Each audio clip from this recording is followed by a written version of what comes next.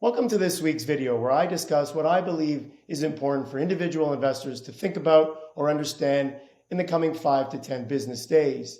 Today we're going to talk a bit about the jobs report, the most recent May jobs report, how it affected the markets on Friday, and how I think it'll affect the markets going forward.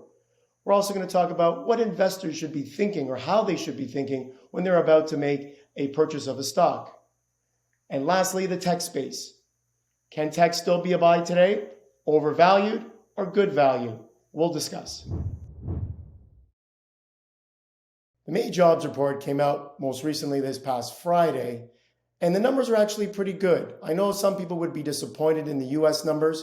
We were expecting a number well above 600,000 jobs created. We got somewhere around 560,000 jobs. Here in our country, we were expecting a loss of about 25,000 jobs, and unfortunately, we lost closer to 70,000 jobs for our country. Overall, I think this is actually a good thing for the stock market. Why?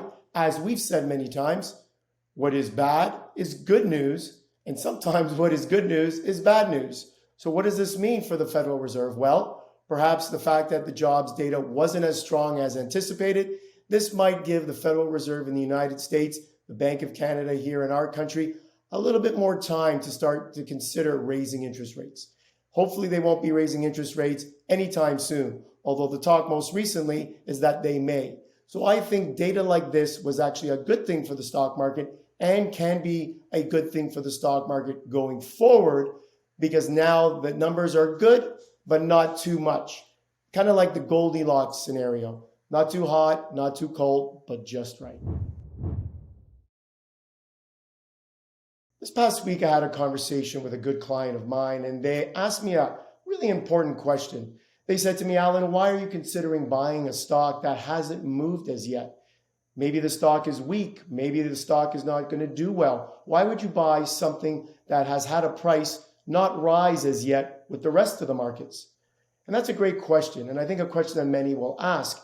And the answer very simply is buy low, sell high. You are actually trying to find good quality companies that haven't moved as yet. Overall, we've seen many companies at all-time highs or at 52-week highs, companies that have seen their stock price move up significantly over the last year. If you're able to find a good quality name that hasn't moved as yet, I think that is the recipe for success. You want to find good quality stocks that haven't had an opportunity to move higher, and those are the ones you want to own, especially if they can pay you a great dividend as well. Technology. A lot of people are still asking me about tech. Should we be buying technology? Has it gone up too much? What do I think about technology? Well, I think tech is still tech.